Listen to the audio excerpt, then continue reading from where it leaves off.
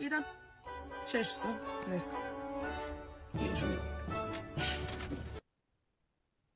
Написах песен за едно момче. I know. Писах тази песен преди няколко месеца, така че информацията в текста не е особено достоверна. Ако искате да изкопчите детайли за живота ми, не са актуални, окей? Начина, по който написах тази песен, щях да кажа прекалено много. Знаете ли какво ще ви кажа? Писах тази песен, лежейки будна до момчето, за който е тази песен. И в тази песен се пее за това колко много аз не искам да бъда с него. Колко си ни е добре, колко добре се забавляваме без да сме във връзка, понеже той много искаше да сме във връзка. Спри да брамчиш, бе. Това момче много искаше да сме гадженца, окей? Но аз просто знаех, че ще бъде много токсик. Защото знам себе си.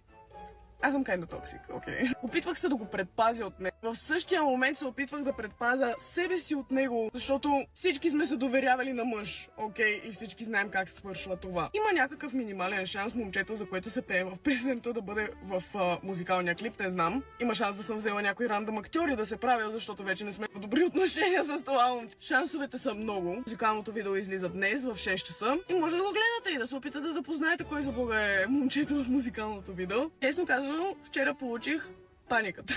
Понеже ме удари, че actually ще я чуят супер много. И бях като, о мага, аз казах прекалено много. Казах прекалено много на тези хора. Така че да, малко се притеснявам. Но пък музикалното видео стана много готино. И песничката е много яка. И примерно, ако искате, можете да се абонирате за канала ми и да цъкнете към банката, ако имате желание. Да получите известие, когато излезе песничката днес в 6 в канала Линшо Мюзик и така. И да, 6 часа днес.